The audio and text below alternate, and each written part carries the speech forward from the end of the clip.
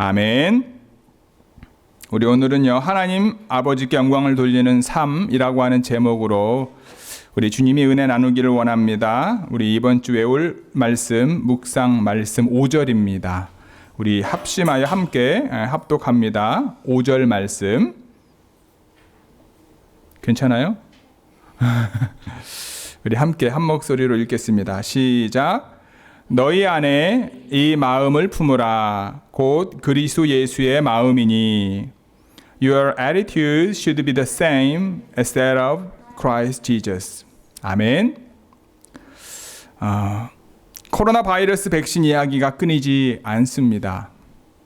언제 각 나라와 수많은 제약회사에서 백신을 만들기 현재 각 나라와 수많은 제약회사에서 백신을 만들기 위해 온갖 노력을 기울이고 있습니다. 모든 임상실험을 마치고 일반 사람들이 접종할 수 있는 시기가 빨리 왔으면 좋겠습니다. 그런데 백신이 개발된 이후에도요, 이 백신의 가격이 얼마나 될까가 또 다른 논란거리가 될 것으로 예상합니다. 여러분, 1903년에 노벨 물리학상을 받은 퀴리 부부는요, 암 치료제로 쓰일 라디움의 특허를 출원하지 않았습니다.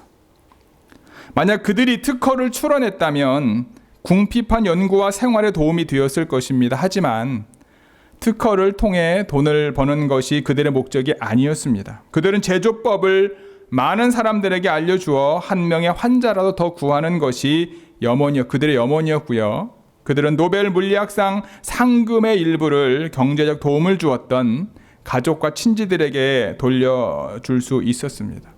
1928년 페니실린을 발견한 플레밍이라고 하는 사람, 성분 분류를 시도했지만 실패했었습니다. 그는 임상적 가치도 제대로 알지 못했습니다. 이 모든 것을 분명히 하여 실제 페니실린을 발견한 사람이 1940년 옥스퍼드 대학의 플로리라고 하는 사람과 그의 연구원인 체인이라고 하는 사람인데, 이 체인은요, 나치를 피해 영국으로 이민한 독일 사람이었습니다. 이들 세 사람은요, 1945년 노벨 의학상을 받게 됩니다. 옥스퍼드 팀의 페니실린의 특허를 출원하지 않았습니다. 플로리는 순수한 대학의 연구가 광고되는 것을 싫어했고요. 그래서 기자들을 기피할 정도였습니다. 실제 페니실린의 발견자인 그의 이름이 잘 알려지지 않은 것도 그 때문이라고 합니다. 이런 그는 자신의 연구가 상업적인 돈벌이와 연결되는 것을 상상하기 어려워했습니다. 그런데 그 연구원이었던 체인은요, 대학의 연구가 특허권을 얻어 기업체에서 효과적으로 개발되는 독일 전통을 잘 알고 있었습니다. 그는 플로리에게 말합니다. 특허 출원을 얘기하자고. 그의 제1의 거부를 당하자 오랫동안 그 마음에 응어리가 남아있었다고 합니다. 이 페니실린은 플로리의 노력으로 2차 세계대전 중에 영국과 미국에서 개발되었지만 수많은 제약회사가 생산하여 가격의 하락으로 기업체는 위기를 맞았었습니다. 그런데 그들은 항생물질을 찾기 위해 필사적으로 노력했고 결국 결실을 맺고 어려움을 극복하게 됩니다. 암 치료제로 쓰이는 라듐과 페니실린을 발견한 사람들은 자신의 발견을 통해 부를 쌓지 않았습니다. 특허를 출원하지도 않고요, 무료로 또는 저렴하게 공개함으로 더 많은 사람들이 그것을 사용할 수 있었습니다. 그래서 많은 사람들이 그 정보를 사용하여 수많은 치료 물질과 약들을 개발할 수 있었습니다. 그들의 연구를 통한 발견의 목적은요, 이익 창출이 아니었습니다. 요즘과는 너무나 다른 모습인 것 같습니다. 그들의 연구 목적은 치료였습니다. 더 많은 사람들의 질병을 치료하는 것이 그들의 목적이었어요. 저는 코로나 바이러스 백신을 만드는 목적이 돈을 버는 것이 아니라 많은 사람들을 치료하고 살리는 것이 되면 어떨까라고 잠시 생각해 보았습니다. 근데 아마 이 생각은 비현실적인 이상이겠죠. 우리는 그리스도인으로 살아가면서 여러분 꼭 기억해야 될 것이 있습니다. 그것은 바로 우주 모든 만물을 만드신 창조하신 하나님께서 인간을 창조하신 목적이 무엇인지 아는 것입니다. 하나님께서 저와 여러분을 창조하신 목적을 알아야 그 목적에 합당한 삶을 살 수 있기 때문입니다. 하나님께서 저와 여러분들을 창조하신 목적이 무엇이죠? 우리 이사야 43장 6절, 7절, 그리고 21절 말씀 우리 함께 한 목소리로 읽겠습니다. 시작. 내가 북쪽에서 이르기를 내놓으라, 남쪽에서 이르기를 가두어 두지 말라. 내 아들들을 먼 곳에서 이끌어 내 딸들을 땅끝에서 오게 하며 내 이름으로 불려지는 모든 자, 곧 내가 내 영광을 위하여 창조한 자를 오게 하라. 그를 내가 지었고 그를 내가 만들었느니라. 이 백성은 내가 나를 위하여 지었나니 나를 찬송하게 하려 함이니라.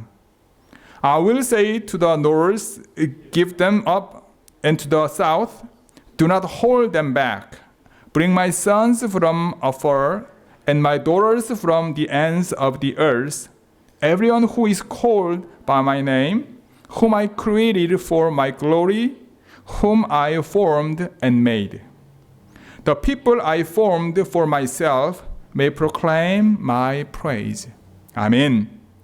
우리는 하나님의 영광을 위하여 창조되었습니다. 하나님께서 저와 여러분들을 지으신 이유는요, 하나님을 찬송하게 하는 것입니다. 하나님의 영광을 위하여 창조되었음을 잊지 않고 매 순간 하나님을 찬양하는 저와 여러분 모두가 되기를 주님의 이름으로 축복합니다.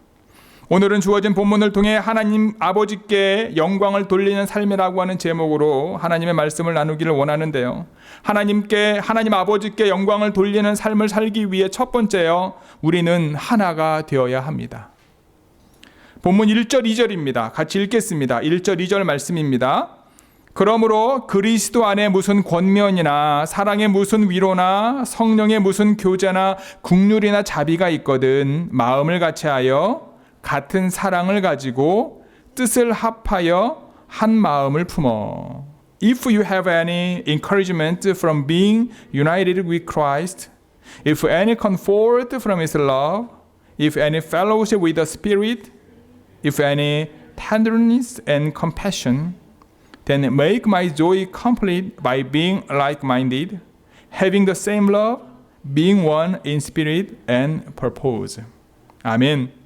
마음을 같이하여의 헬라어의 문자적인 뜻은요, 생각을 같이하여라고 하는 의미이지만 이것은 단순히 지적인 문제만을 가리키는 것이라기보다 넓은 의미의 감정과 태도와 의지를 같이함을 나타냅니다. 그리고 바울은요, 마음을 같이하여와 거의 동일한 의미인 뜻을 합하며 한 마음을 품어를 반복해서 이야기함으로써 빌립보 교회 교인들 사이에 일치를 권면하고 있습니다. 바울이 빌립보 교인들의 일치를 강조한 이유는요, 이교도의 핍박하에서 믿음을 지키기 위해 일치가 필요했을 뿐만 아니라 빌립보 교회 안에 있는 여러 가지 분쟁과 불화를 끝내기 위함이었습니다. 이와 같이 그들이 하나가 되기 위해서는 여러분, 서로에게 권면할 때, 서로의 인크리지먼트를 할 때 그리스도 안에서 해야 됩니다. 자신의 생각과 기준을 가지고 우리가 권면을 하게 되면 그 권면이 그 사람을 평가하고 비판하는 것이 될 수도 있습니다. 예수님께서 우리 자신에게 어떻게 다가오셨고 어떻게 우리를 대하셨는지를 기억해야 됩니다. 우리를 있는 모습 그대로 받아주시고 용서해 주시는 예수님 안에서 그분을 통하여 권면해야 된다라고 하는 거죠. 위로할 때는 어떻습니까? 사랑이 바탕이 되어야 됩니다. 당연히 하나님께서 우리에게 보여주신 사랑, 예수님께서 우리에게 보여주신 그 사랑이 바탕이 되어야 되겠죠. 하나님의 사랑은 예수 그리스도를 통해 우리에게 보여주셨습니다. 사랑이 바탕이 되지 않는 위로는요, 말로 끝납니다. 자신에게 가장 귀한 것을 주어야 됩니다. 하나님이 예수 그리스도를 우리에게 주셨고 예수님께서 자신의 목숨을 우리에게 주신 것처럼 정말 위로 안에 말로만이 아니라 플러스 사랑의 고백과 행위가 따라가야 되는 거죠. 이와 같은 삶을 통해 참된 위로가 서로에게 전달되는 것입니다.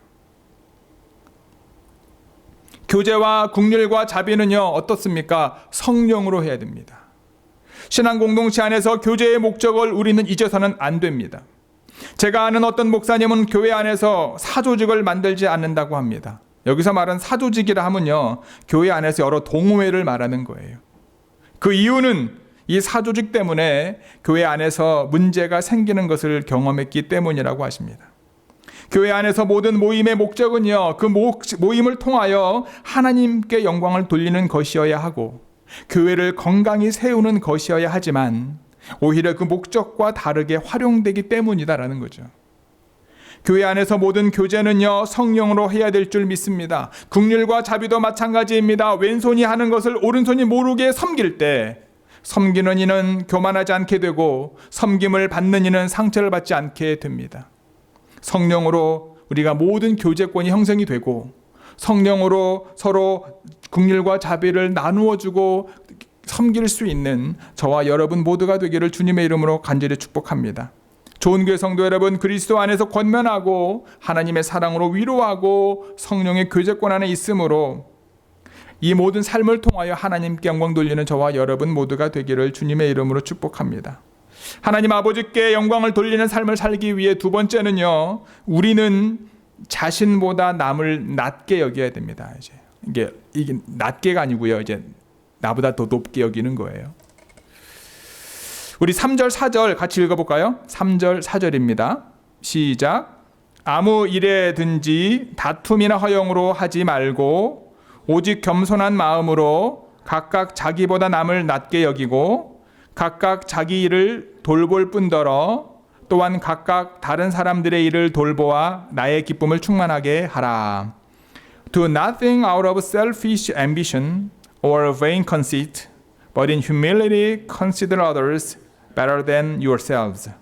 Each of you should look not only to your own interest, but also to the interest of others. 아멘. 남을 나보다 낮게 여기기 위해서 다툼이나 허영을 버려야 됩니다. 허영은 헬라어 뜻으로요, 내용 없는 영광이나 자랑이라는 뜻을 가지고 있습니다. 자기 자신을 높이고 헛된 영광을 추구할 때 다툼이 일어나게 되고 교회 안에, 가정 안에 불일치와 불화가 만들어집니다. 빌립보 교회는요, 건강한 교회였고 주님을 사랑하는 교회였습니다. 그들은 한 뜻으로 복음을 전하는데 힘썼던 교회 중에 하나였습니다. 또한 사도 바울이 선교지에서 복음을 전파할 때 물질과 기도로 후원했던 교회가 바로 빌립보 교회입니다.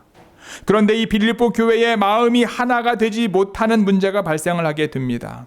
사도 바울은 그들에게 예수님의 마음을 품고 연합하라고 말하고 있는 거예요. 교만에서는 사도 바울은 그들이 연합하지 못했던 이유를 알고 있었습니다. 잠언 13장 10절입니다. 교만에서는 다툼만 일어날 뿐이라 권면을 듣는 자는 지혜가 있느니라. Pride only breeds quarrels, but wisdom is found in those who take advice. 그들이 하나가 되지 못하는 원인은요, 교만이었습니다. 오늘도 마찬가지입니다. 교회 안에 또는 가정 안에서 우리들의 마음이 교만하게 되어지면 교회와 가정 안에서 다툼과 분열이 일어나고 서로 하나가 될 수가 없습니다. 겸손함이 없으면 교회 안에는요, 다툼과 허영이 찾아오게 됩니다. 어떤 사람이 교만한 사람일까요? 하나님 없이도 살 수 있다고 생각하는 사람이 바로 교만한 사람입니다. 또한 나는 틀린 것이 없다, 나는 언제나 옳다라고 생각하는 사람도 교만한 사람입니다. 자신이 항상 옳고 남은 틀리다고 생각한다면요, 교회나 가정은 늘 어려움 가운데 있을 수밖에 없는 거죠. 나보다 남을 낮게 여기는 겸손이 우리에게 있게 된다면 각각 자기 일뿐만 아니라 다른 사람의 일을 돌볼 수 있습니다. 자기 자신만을 위하는 이기적인 삶에서 남을 위하는 이타적인 삶을 살 수 있습니다. 이러한 삶을 통하여 하나님께서는 영광을 받으시는 것입니다. 좋은 교회 성도 여러분, 우리 함께 서로를 더 귀하게 여깁시다. 나보다 내 배우자를 더 낮게 여깁시다. 교회 공동체 안에서 다른 지체들을 나보다 더 낮게 여깁시다. 이러한 자리에 믿음으로 나아가는 저와 여러분 모두가 되기를 주님의 이름으로 축복합니다. 이러한 겸손의 본을 보이신 분이 누구십니까? 바로 예수님이십니다. 그래서 하나님 아버지께 영광을 돌리는 삶을 살기 위해 마지막 세 번째는요, 바로 예수님의 마음을 품어야 합니다. 우리 5절 같이 한 목소리로 읽겠습니다. 시작. 너희 안에 이 마음을 품으라. 곧 그리스도 예수의 마음이니. Your attitude should be the same as that of Christ Jesus. 아멘. 우리가 품어야 할 마음은요, 예수님의 마음입니다. 하나님이신 예수님께서 우리를 사랑하셔서 그의 권위의 신성의 모든 영광을 다 포기하셨습니다. 그리고 하나님이 인간이 되셨습니다. 이것을 가르쳐 성경은 겸손이라고 말합니다. 그래서 겸손의 다른 이름을 자기 포기라고 말합니다. 자신의 신분과 위치와 소유를 포기하지 않는 것은 겸손이 아닙니다. 아무리 겸손한 척해도 포기가 없으면 겸손이 아닙니다. 우리가 희생하고 헌신하고 손해보고 억울한 일을 당하고 고난을 겪고 분한 일과 원통한 일을 겪지 않았다면 그것은 겸손의 모습이 아닐 수 있습니다. 사랑은 희생입니다. 사랑은 고난입니다. 사랑은 자기 포기입니다. 하나님께서 하나님의 그 모든 영광을 버리시고 자기를 비워 인간이 되고 종이 되고 낮아져서 말구유까지 오셨던 그의 모든 삶의 모습들, 이것이 다 예수 그리스도의 마음인 겁니다. 겸손한 삶을 살기 위해서는 포기해야 하고 낮아져야 합니다. 7절에서 비웠다라는 말은요, 컵에 가득 차 있는 물을 다 쏟아버리는 모습을 상상할 수 있습니다. 겸손은 내가 가지고 있는 것을 포기하는 겁니다. 자신의 위치와 소유와 특권을 포기하는 거예요. 우리의 문제는 포기하지 않고 살아가려고 하고 버리지 않고 좋은 일을 하려고 하는 데 있는 거죠. 아내와 남편을 사랑하는 것 하나만 봐도 알 수 있습니다. 자기 포기 없이 사랑할 수 있습니까? 결혼하신 분들 물어보세요. 자기 포기하지 않고 사랑할 수 있나요? 자기 것을 다 주장하면서 남편이나 아내를 사랑할 수 없습니다. 부부싸움의 본질은 자기의 것을 포기하지 않는 채 대화하기 때문입니다. 2017년 11월 조화문 목사님, 여러분 조화문 많이 들어봤죠? 옛날 가수죠. 조화문 목사님께서 담임하시는 사랑의 빛 공동체 교회에서 우리 배우인 최수종 배우가 장로 임시식을 갖게 됩니다. 조화문 목사님은요, 최수종 장로의 매형입니다. 최수종 장로가 유학 중 아버지의 갑작스러운 사고로 귀국하게 되고요. 그 다음에 노숙자의 삶을 경험할 만큼 힘든 젊은 시절을 보냈지만 어머니와 함께 믿음으로 그 어려운 시기를 극복하게 되고요. 그 다음에 하이라와 결혼을 하게 됩니다. 결혼 후에 불교를 개종했다라고 하는 뉴스가 있었습니다. 사실이 아니었고요. 작년에 하이라 집사님도 같은 교회에서 권사로 임직했다고 합니다. 한 예능 프로에서 두 사람의 삶의 모습을 잠시 보게 되었어요. 운동을 마치고 집으로 돌아오는 최수종 장로를 위해 식사를 준비하는 하이라의 모습을 보았습니다. 냉모밀을 준비했어요. 그런데 온모밀도 함께 준비한 것이었습니다. 이유인즉슨 최수종 장로는 냉모밀을 좋아하고요. 자신은 온모밀을 좋아하기 때문에 그 두 개를 같이 준비한 겁니다. 한 예입니다. 최수종 장로는요, 프레쉬한 김치를 좋아하고요. 하이라 씨는요, 이제 신김치를 좋아한답니다. 그게 뭐 음식만이겠습니까? 삶의 모습이 너무나 달라요. 최수종 장로는 이것저것 정말 깔끔하게 준비하고 여행을 가게 되면 이것저것 다 정리를 합니다. 근데 하이라 씨는 또 그렇지 않더라고요. 두 사람의 생활 습관과 식습관 중에 다른 것이 많다는 이야기를 합니다. 자기의 것을 포기함으로 서로 사랑해 왔고 대표적인 연예인 인꼬 부부가 된 거죠. 인간관계의 갈등의 시작은요, 자기의 것을 포기하지 않는 대화에서 시작하는 겁니다. 내 자존심, 내 소유, 내 명예를 다 지키면서 사랑하려고 하기 때문에 갈등이 생기는 겁니다. 그래서 포기하지 않는 사람은요, 진짜 사랑이 아닐 수 있습니다. 왜냐하면 자신을 희생한 적이 없기 때문입니다. 예수님은 우리를 사랑하시기 위해 자신의 전부를 비우셨습니다. 예수님은 그의 영광과 통치와 다스림을 다 쏟아버리시고 오히려 자기를 비어 인간으로 오셨습니다. 헌신과 희생 없는 사랑에는 능력이 없습니다. 섬김을 받아야 마땅한 주님께서 우리를 섬기셨고 우리가 사랑해야 할 주님께서 먼저 우리를 사랑하셨습니다. 기독교의 신비는 바로 이 위대하신 하나님의 본체 되시는 예수 그리스도께서 사람의 모양으로 이 땅에 오셔서 자신을 낮추는 데 있습니다. 그의 낮아짐은 구유에서 태어나셨고 가난한 목수 집안에서 성장하셨고 십자가에서 죽기까지 하셨다는 데 있습니다. 하나님과 동등하신 예수 그리스도께서 자신의 신분을 스스로 낮추시고 하늘의 영광을 취하지 않으셨고 인간의 몸으로 이 땅에 오셔서 십자가에 죽으셨다는 거예요. 예수님께서 십자가에서 죽기까지 복종하셨기 때문에 하나님께서는 그분의 이름으로 모든 이름 위에 뛰어나게 하셨다.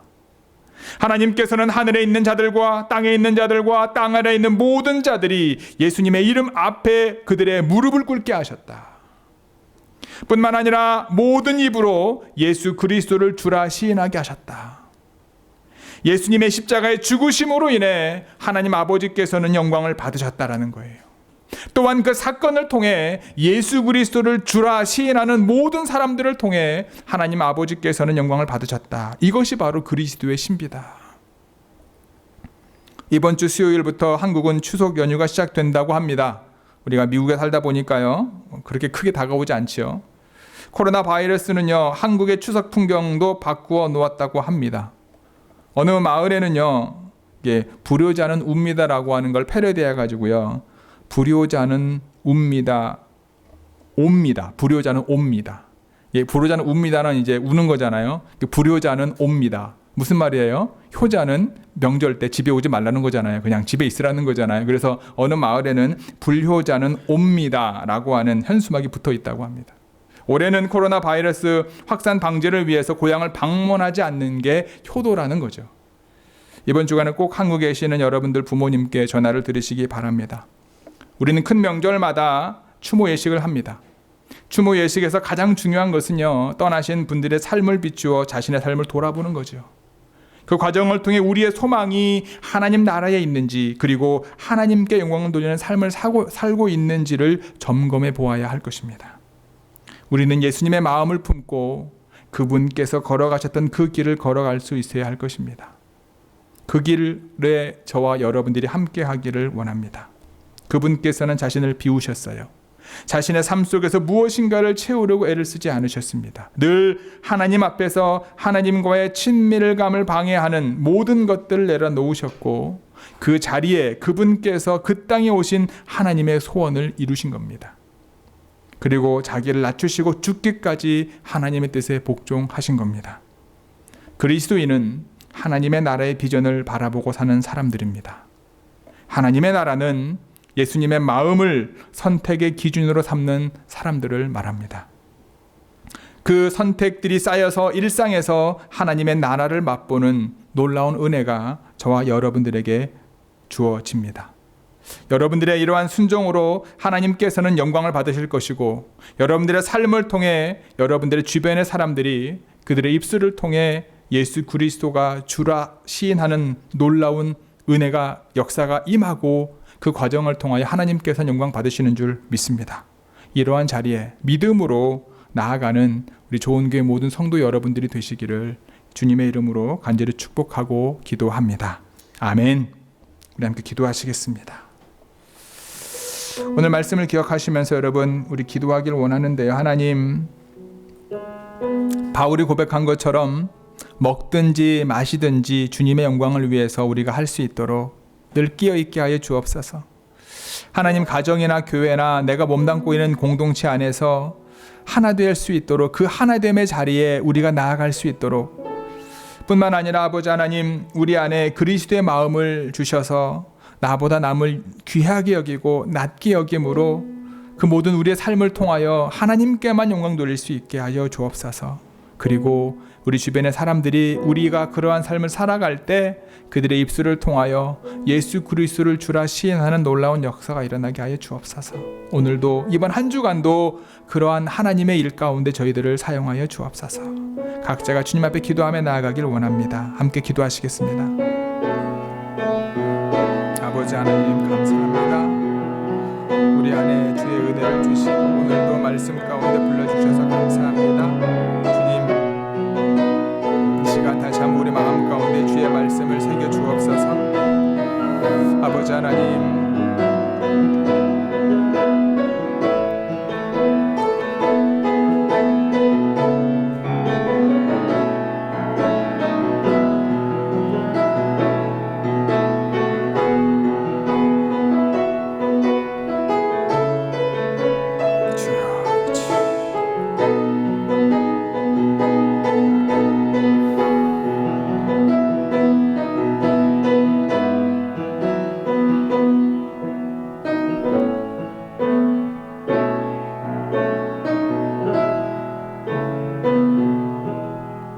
아버지 하나님, 우리 모든 좋은 교회 성도님들과 저희들의 모든 삶 속에서 늘 성령이 하나 되게 하신 것을 힘써 지킬 수 있도록 우리가 뜻을 합하여 한 마음을 품어 하나 되기를 간절히 소망하는 저희들 모두 되게 하여 주옵소서.